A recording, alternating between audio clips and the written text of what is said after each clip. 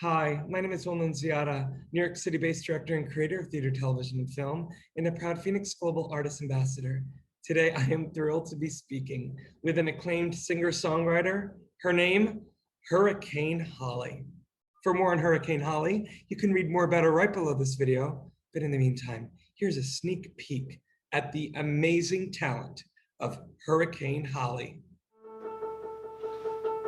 Another shot, another drink, another wasted day, another pierce, a little ink, make a canvas of me, another dose, a little dope, don't wanna feel too much. The world is too, and I will swipe for Mr. Right, I won't be left behind, yeah, he'll come over, she'll get off, and go back to the night. We play the games, they stay the same, and no one wins. The world is too, and God is dead, he's in our heads, so who will save us now? We're all alone, and no one knows who we really are. We've lost the faith, we gotta make it through this lonely life, till I feel my God is the nightlife, my queen is the scene. I'll get kicked out at the bars, lost call, no one's calling me.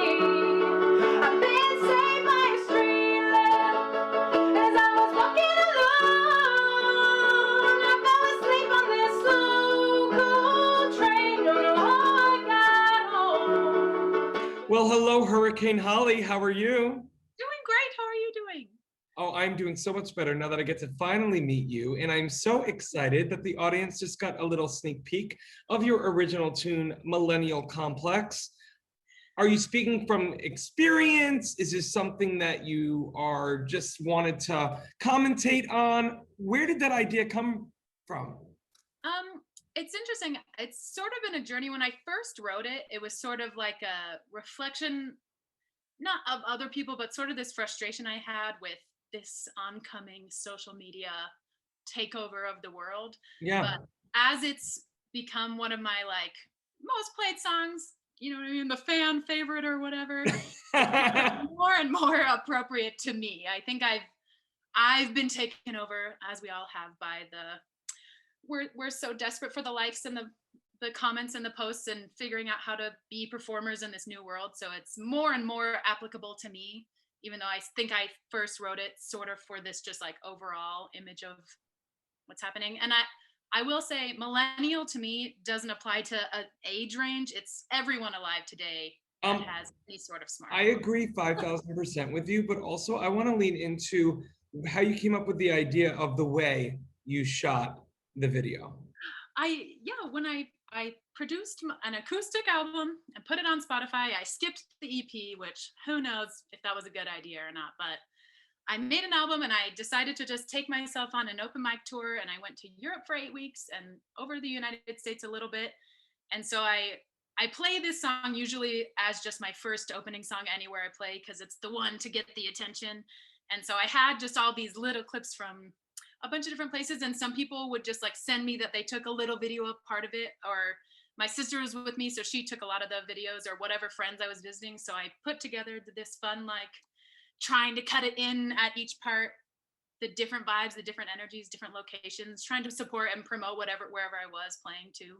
I love it. Well, Holly, you are quite the hurricane because your talent is immaculate. I want to know, where did you grow up and when did you realize that you had, not only a great voice, but that you had the bug to want to create your own music?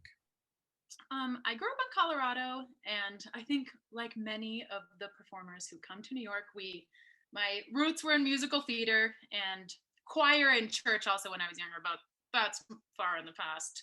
But I've always been musical. My dad was a bit of a comedian, so it's always sort of been both of like fun limericks plus music. And 5 years into New York, I just got a little tired of begging other people to accept me. And I had been writing music, but I sort of took a break from auditioning and allowed myself to fully sort of come into the nightlife singer-songwriter, doing open mics. And I just fell in love with it and realized it's my destiny, and what I was meant to do more than anything is create my own content and collaborate with people and try to, I don't know, let all of this energy that's inside of me and my brain burst out. Well, speaking of energy, I want to know, where the heck the name Hurricane Holly comes from. I mean, I can tell you why, just meeting you, because you are literally a typhoon, a tornado, a hurricane of energy, great vibes, and great talent. Thank you so much for saying that. I it's three things, the hurricane name. First of all of my life, it's sort of just been a thing where when my mom entered my room, or I worked at Starbucks for 3 years, and my boss would come around and be like, "Well, it looks like a hurricane came in through here," because I'm a bit of a mess.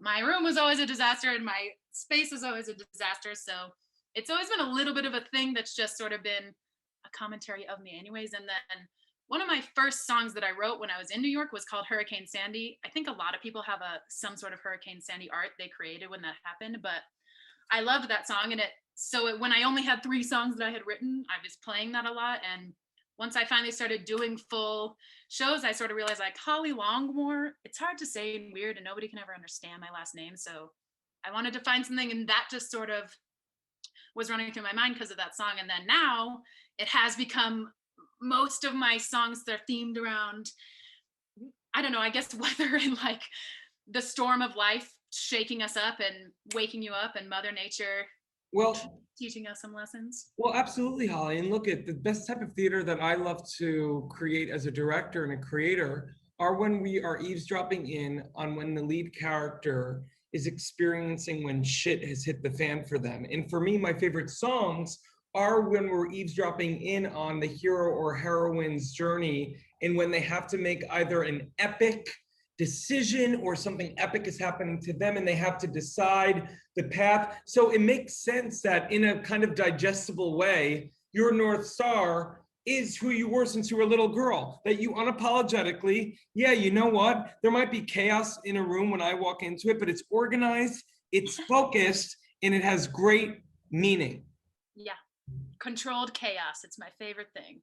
I love it. Hurricane Holly, controlled chaos. I mean, that could be an EP. Yeah, I know. My first album was called Category 4, but I really like that. Controlled chaos. That's a good, I'm going to keep that. We'll trademark that together. We'll work out the deal off camera. But, you know, obviously, Hurricane Holly, throughout this time, it's been a very interesting time for us as people, as artists. You know, a lot of time for us to really look within, to really know. And I think as artists and people, we've all been given the mirror more than ever of us deciding, like, with this limited time we have on this planet, you know, how do we make the most use of that time? And it seems like you've had this North Star for a while, but I want to note that throughout this time, how your perspective on music, life has changed, or maybe even just more solidified for you as both a person and an artist. Yeah, absolutely. I like to say, I think if we're talking about the pandemic, obviously, when it first hit, people sort of went one or two ways, where they really got productive on what they were doing, or they sort of fell into a weird dark tunnel of self-reflection. And I fell into the latter category. I had a hard time for a while deciding whether or not I even was allowed to take up this space, and really like looking into what I came here to do and why am I doing it? Am I doing it for the likes and the posts? Am I doing it to get famous? Am I doing it because I believe in myself and the collaboration and the music and the love and the healing process? And coming out this spring, honestly, has been a really good, I felt like I almost gave up on myself a little bit and was like, I think I need to do something else. I need to be in the background and help in another way. But throughout the year, I just kept it coming back to, like, this is where my soul is, though. And every time I do it, nobody ever is like, well, you're taking up too much space. You know, they say, thank you for being a part of the process of healing the trauma, of healing whatever's happening. It was really special for all of us to be in the first moment of live music in this spring, when people hadn't seen anybody, much less live music, just any human. And we all were crawling out like, this is what life is. This is what helps us get from day to day, is having something new and creative, and the connection between people to just be honest about their path and be honest about their insecurities of whether or not they're allowed to take up space. You know, I keep that inside, it'll drive me crazy. But if I say, hey, this is how I'm feeling, and then everybody else is like, me too, I feel that way. We're all scared. Yeah, well, I think that's what makes you so relatable, Holly, in that, you know, I think we added another H to your name, in that you've realized that through this unapologetic hurricane that at times may be internal and external, that we all, if we just face the inner turmoil, that we can come out and maybe share our stories, because who knows who's going to be on the other side of that screen or the other side of those headphones to help get healed.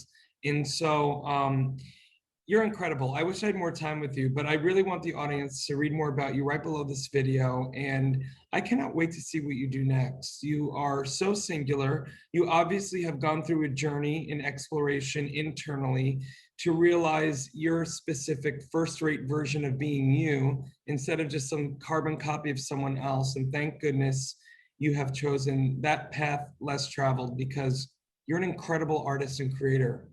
Thank you so much for saying that. No, it's the truth. And I'm so excited to have met you, really. Thank you, Will. You too. What a beautiful thing. Age, artists and bands struggle to make a living. In fact, only a small number of artists can live off their craft. For the 98% of artists that don't have the luxury of being signed to a label, it's tough. But artists deserve to live off their art. Wherever you are around the world, appreciation of music does not change. FENIX brings bands and their fans together, whilst allowing bands to properly monetize their passion. The FENIX app will directly connect bands and fans with no need for middlemen.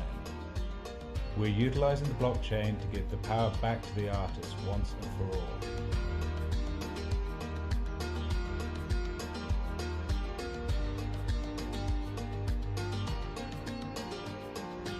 Join FENIX, join the change.